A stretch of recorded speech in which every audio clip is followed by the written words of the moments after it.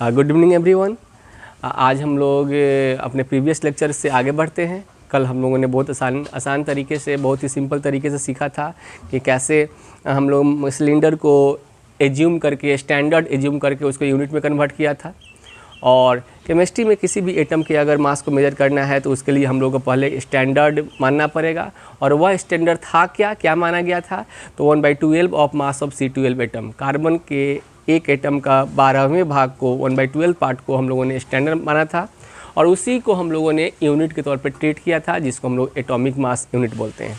Okay, तो अब हम लोग थोड़ा सा एक्चुअली अब एटॉमिक मास यूनिट में तो हम लोगों ने एटम को एक्सप्रेस किया, लेकिन क्या है कि हम लोग एटॉमिक मास यूनिट के साथ बहुत ज़्यादा फैमिलियर नहीं है। तो इसमें हम लोग को थोड़ा सा परेशानी होता है कि अगर कोई कह दे कि मान लो सोडियम का मास है 23 AMU है, तो कितना होगा, कैसे उसको हम लोग कैसे फील कैसे करेंगे। जैसे हम कहा जाए कि 1 kg आयरन है, तो हमको फीलिंग आता होगा कि 1 kg आयरन कितना हो सकता है। 1 kg अगर आपका अल्युमिनियम है तो कितना हो सकता है, या 1 ग्राम आयरन है तो कितना हो सकता है, इसका फीलिंग आता है। लेकिन 1 सोडियम का मास अगर 23 AMU कह दिया जाए तो इतना फीलिंग अभी आपको नहीं आ पाता होगा कि वो कितना होगा। तो उसको हम लोग कैसे हम लोग उसको मास के साथ, कैसे हम लोग केजी के साथ या ग्राम के साथ कैसे उसको हम लोग इंटररिलेट करते हैं, यह भी एक बहुत ही इम्पोर्टेंट एस्पेक्ट है। तो आइए हम लोग समझते हैं कैसे एटॉमिक मास यूनिट को हम लोग मास के साथ, ग्राम के साथ या केजी के साथ इंटररिलेट करते हैं। उसके लिए मैं एक छोटा सा क्या कर रहा हूँ, एग्जाम्पल से हम लोग समझने का प्रयास कर रहे हैं। Let us consider this is the nitrogen atom. कोई भी एटम हम ट्रीट कर सकते हैं। मैंने माना कि नाइट्रोजन एटम है, तो सेंटर पे क्या होगा, सबको पता है कि सेंटर पे क्या होगा, सोडियम प्रोटॉन्स होगा, सेंटर पे क्या होगा, न्यूट्रॉन्स होगा, और यहाँ क्या होगा, ऑर्बिट में क्या होगा, इलेक्ट्रॉन्स होगा। ओके, इतना सबको आइडिया हो गया होगा कि यह अगर नाइट्रोजन एटम है, इसको अगर नाइट्रोजन एटम मैंने माना है तो क्या होगा, सेंटर पे प्रोटॉन्स होंगे, न्यूट्रॉन्स होंगे और इलेक्ट्रॉन्स होंगे। यहाँ इसके आउटर सर्कमफ्रेंस में क्या होगा, हम वहाँ इलेक्ट्रॉन्स दिखा रहे हैं, ऑर्बिट में इलेक्ट्रॉन्स दिखा रहे हैं। तो इसका अगर मास निकालने के लिए कोई कह दे, सिंपल कोई कह दे कि ठीक है प्रोटॉन्स इसके पास, सोडियम नाइट्रोजन एटम है, तो इस नाइट्रोजन एटम में कितना प्रोटॉन्स होगा, तो सबको पता है, इसमें किसी को कोई दिक्कत नहीं होगा। प्रोटॉन्स का संख्या कितना होता है, 7। अगर इसी में कहा जाए, नाइट्रोजन एटम में ही कहा जाए प्रोटॉन्स का संख्या कितना होगा, तो इसको भी आप लोगों को दिक्कत नहीं होगा, 7। क्यों ऐसा हो रहा है, क्योंकि एटॉमिक नंबर होता है 7, तो प्रोटॉन्स तो 7 होगा ही, और एटॉमिक मास होता है इसका 14, तो 7 प्रोटॉन्स होगा तो 7 न्यूट्रॉन्स होगा, दोनों को मिलने से 14 हो जाता है। तो इतना आपको पता है। और 1 प्रोटॉन्स का मास पहले से आप जानते हैं जो क्या होता है, कल हम लोग डिस्कस भी किए थे, 1.6726 × 10⁻27 kg। 27 kg को मैंने ग्राम में कन्वर्ट किया तो -24 ग्राम हो जाएगा।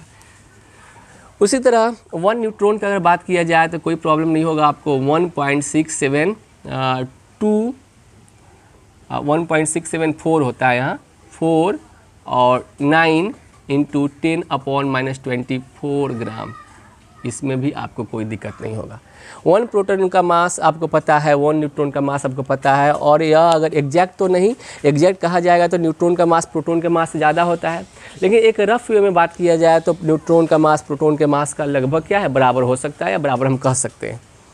अब किसी से कह दिया जाए कि बताइए इस एटम का मास कितना होगा, 7 प्रोटॉन्स हैं, 7 न्यूट्रॉन्स हैं, इलेक्ट्रॉन्स को तो हम नेग्लिजिबल मानते हैं, उसके मास को हम लोग कंसीडर नहीं करते हैं, इग्नोर करते हैं। क्यों ऐसा होता है, इस बात को मैंने प्रीवियस वीडियो में डिस्कस भी किया था।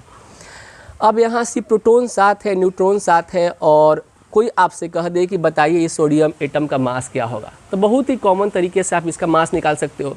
आप क्या क्लास 7 का स्टूडेंट भी निकाल सकता है। कोई कहा जाए कि 1 प्रोटॉन का मास इतना है, 1 न्यूट्रॉन का मास इतना है, और 7 प्रोटॉन है, 7 न्यूट्रॉन है, तो बताओ इस एटम का मास कितना होगा।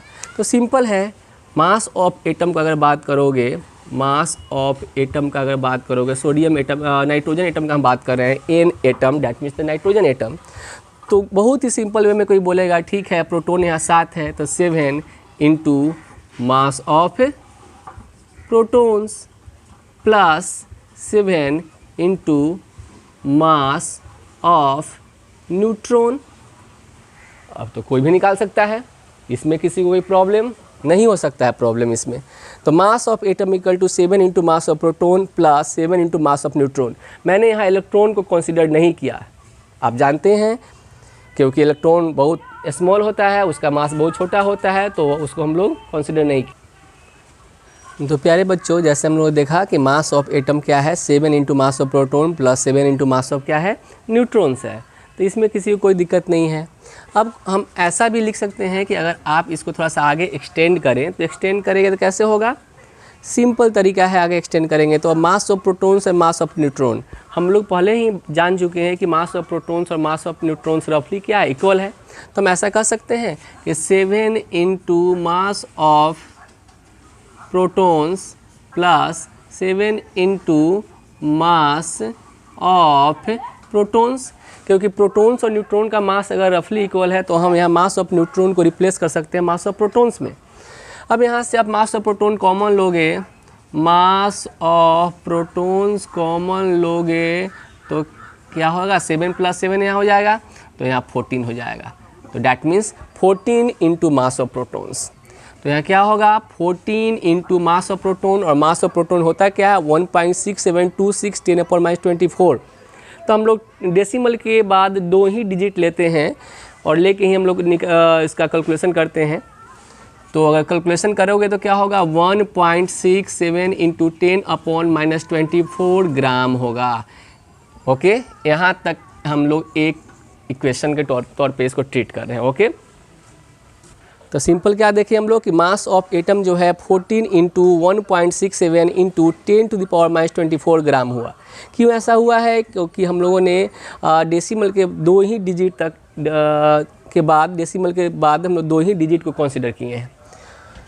अब पहले से हमको पता है कि नाइट्रोजन एटम का मास कितना होता है, 14 AMU होता है। उस AMU को हम लोग उतना ज़्यादा फैमिलियर नहीं थे, उससे हम लोग फीलिंग नहीं आ रहा था कि AMU कहने से मास कितना होगा, लेकिन है तो वो सोडियम एटम का ही मास। अलग बात है कि वहाँ हम लोग उसको कैसे बात किए हैं, तो वहाँ हम लोग कंपेयर किए हैं 1/12 ऑफ C12 एटम के मास से। तो अगर मास ऑफ एटम को हम लोग, जो सोडियम एटम का मास था वो 14 AMU था, तो इस 14 AMU को हम 14 इंटू 1.67 इंटू 10⁻24 ग्राम से क्या कर सकते हैं, इक्वेट कर सकते हैं, because both are the mass of nitrogen atom, both are the mass of nitrogen atom, not the sodium atom, nitrogen atom. तो हम यहाँ कुछ ऐसे लिख सकते हैं कि मास ऑफ सोडियम एटम जो कितना निकाले हैं आप लोग, 14 into 1.67 into 10⁻24 gram, and this is equal to 14 AMU, because from class 9th we know that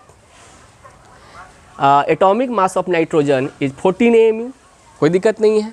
अब यहाँ से आपका हो गया, तो 14 से यहाँ 14 को आप कैंसिल करोगे तो क्या होगा, that means 1 AMU, this 1 AMU is nothing, this equal to 1.67 into 10⁻24 ग्राम। यहाँ तक आपको कोई दिक्कत नहीं होना चाहिए। अब यहाँ आप लोगों के लिए एक छोटा सा क्वेश्चन है, बहुत सिंपल सा क्वेश्चन है कि 1 AMU का मतलब हो गया 1.67 10⁻24 ग्राम।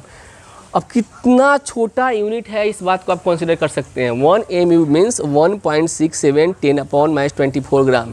कैसे यह आया है, इसको आप लोग बहुत अच्छे से अब समझ रहे हैं।